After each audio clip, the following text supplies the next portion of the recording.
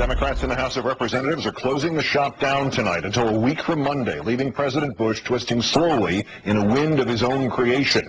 Our third story in the countdown, the FISA bill and the retroactive immunity for the telecom giants that helped Mr. Bush illegally eavesdrop on Americans will thus just sit there, unacted upon, not even a temporary extension, which the Republicans and Mr. Bush refused, despite the president's threats that if the bill is not passed by Saturday, there would be a breakdown in counterterrorism surveillance and plagues of locusts and stuff.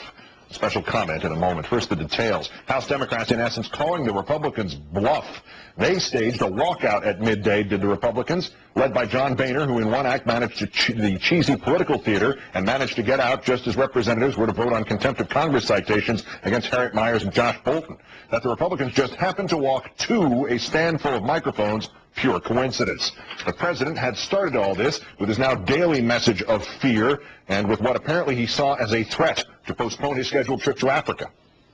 The House should not leave Washington without passing the Senate bill. Now, I am scheduled to leave tomorrow for a long-planned trip to 5 African nations. Moments ago, my staff informed the House leadership that I'm prepared to delay my departure and stay in Washington with them if it will help them complete their work on this critical bill. The lives of countless Americans depend on our ability to monitor terrorist communications. Having lost, he now says he's going to Africa after all, another threat or promise unfulfilled. Now, as promised, a special comment. A part of what I will say was said here first on January 31st. Unfortunately, it is both sadder and truer now than it was then. Who's to blame, Mr. Bush also said this afternoon. Look, these folks in Congress passed a good bill late last summer. The problem is they let the bill expire. My attitude is if the bill was good enough then, why not pass the bill again? You know, like the Gulf of Tonkin resolution, or Executive Order 9066, or the Alien and Sedition Acts, or slavery. Mr. Bush, you say that our ability to track terrorist threats will be weakened and our citizens will be in greater danger, yet you have weakened that ability. You have subjected us, your citizens, to that greater danger. This, Mr. Bush, is simple enough even for you to understand. For the moment at least, thanks to some true patriots in the House and to your own stubbornness, you have tabled telecom immunity and the FISA Act. You, by your own terms and your own definitions, you have just sided with the terrorists.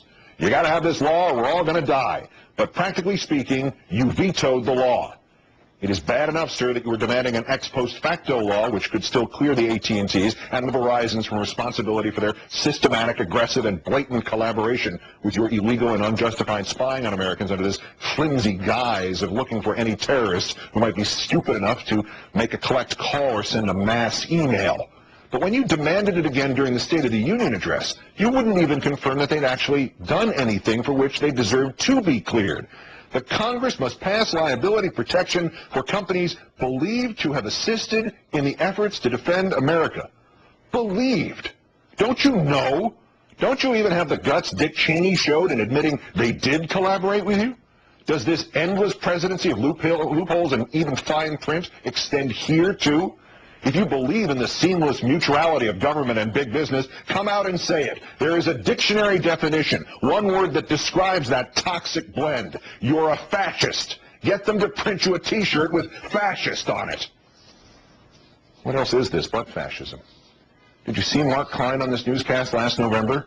Mark Klein was the AT&T whistleblower, the one who explained in the placid and dull terms of your local neighborhood IT desk how he personally attached all AT&T circuits, everything, carrying every one of your phone calls, every one of your emails, every bit of your web browsing into a secure room number 641A at the Folsom Street facility in San Francisco, where it was all copied so the government could look at it. Not some of it, not just the international part of it, certainly not just the stuff that some spy, a spy both patriotic and telepathic, might able to divine had been sent or spoken by or to a terrorist. Everything. Every time you looked at a naked picture, every time you bid on eBay, every time you phoned in a donation to a Democrat. My thought was, Mr. Klein told us last November, George Orwell's 1984. And here I am, forced to connect the Big Brother machine. There's one thing we know about Big Brother, Mr. Bush. It's that he, well, you, are a liar. This Saturday at midnight, you said today, legislation authorizing intelligence professionals to quickly and effectively monitor terrorist communications will expire. If Congress does not act by that time, our ability to find out who the terrorists are talking to, what they are saying, and what they are planning will be compromised. You said that the lives of countless Americans depend on you getting your way. This is crap. And you sling it with an audacity and a speed unrivaled even by the greatest political felons of our history. Richard Clarke, you might remember him, sir. He was one of the counter-terror pros, which you inherited from President Clinton before you ran the professionals out of government in favor of your unreality-based reality. Richard Clarke wrote in the Philadelphia Inquirer, "Let me be clear. Our ability to track and monitor terrorists overseas would not cease should the Protect America Act expire. If this were true, the President would not threaten to terminate any temporary extension with his veto pen. All surveillance currently occurring would continue even after legislative provisions lapsed because authorizations issued under the Act are in effect up to a full year." You are a liar, Mr. Bush. And after showing some skill at it initially, you have ceased to even be a very good liar.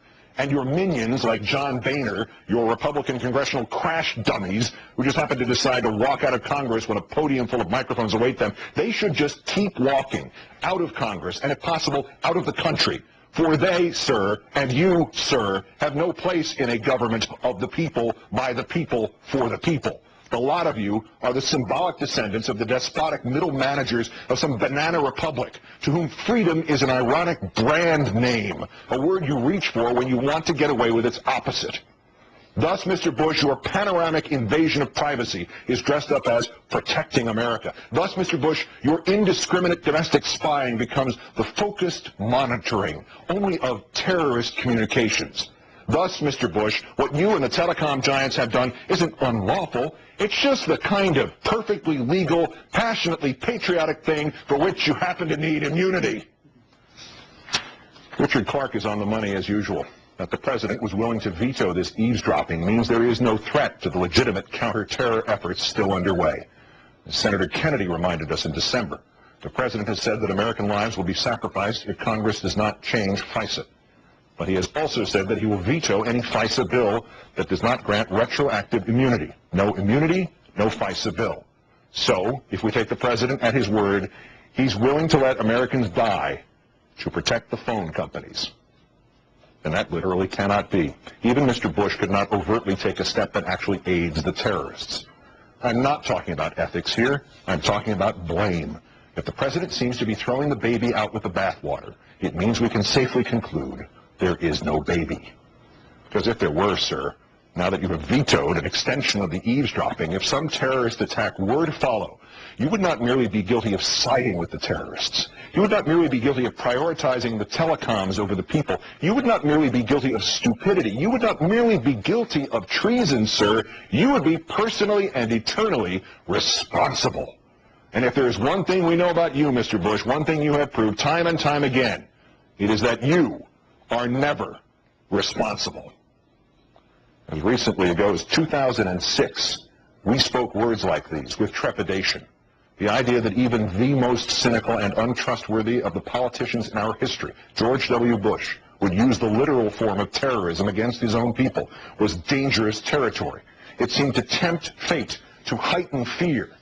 We will not fear any longer. We will not fear the international terrorists. We will thwart them. We will not fear the recognition of the manipulation of our yearning for safety. We will call that what it is, terrorism. We will not fear identifying the vulgar hypocrites in our government. We will name them. And we will not fear George W. Bush, nor will we fear because George W. Bush wants us to fear.